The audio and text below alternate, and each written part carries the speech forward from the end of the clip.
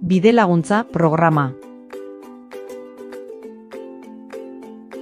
Bidelaguntza Gipuzkoako Foru Aldundiko Gobernu oneko eta herritarren partaidetzarako zerbitzuaren prestakuntza ekimena da. Elkarteetako kideak, herritarrak, udal ordezkari politiko eta teknikariak trebatuz, herritarren bizi kalitatea eta aukerak hobetzea du helburu, partaidetzaren inguruko ezagutza lurralde osoan zabalduz.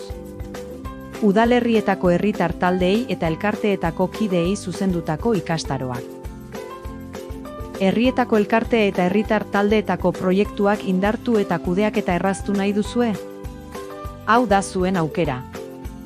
Partaidetza eta ekintza komunitarioan sakondu eta elkartegintza indartzeko lagungarri izan daitezkeen gaien inguruko prestakuntzarako 4 ikastaro eskainiko dira. Proiektu komunitarioak garatzeko gakoak. Talde eraginkorrak. Talde osasuntsuak. Eta elkarteen betebehar legal eta fiskalak.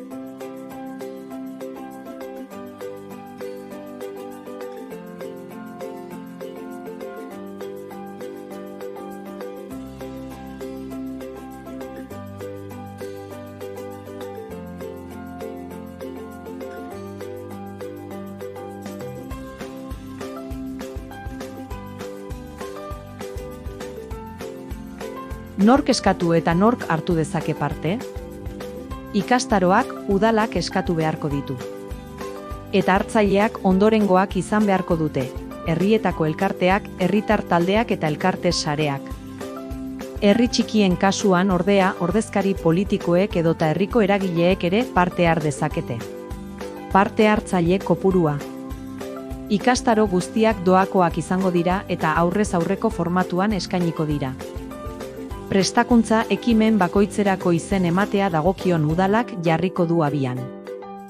Gutxienez 10 pertsonako taldea eta gehienez 25koa sortu beharko da.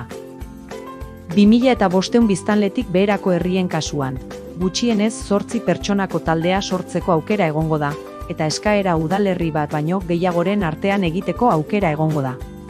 Urtarrila eta abuztua bitartean garatuko dira ikastaroak. Ikastaro teoriko praktikoak izango dira, eta guztiek 2 orduko 2 saioko iraupena izango dute. Tokia eta izen ematea. Prestakuntza ekimen bakoitzerako izen ematea dagokion udalak jarriko du abian. Prestakuntza ekimena burutzeko, gutxieneko taldea sortu beharko dute. Udalak proposatu eta eskaintzen dituen lekuetan egingo dira prestakuntza ekintzak. Eskaera prozesua. Udalak eskaera egin beharko du, ikastaroak zabaltzeko interesa badu. Udalak arduradun bat izendatu beharko du koordinazio lanetarako.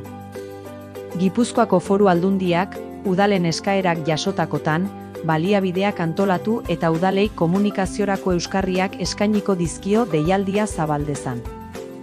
Udalak taldea sortzeko ardura izango du, hartu eman zuzena izango du ikastaroen egutegia lotu eta programaren jarraipena zein ebaluazioa egiteko.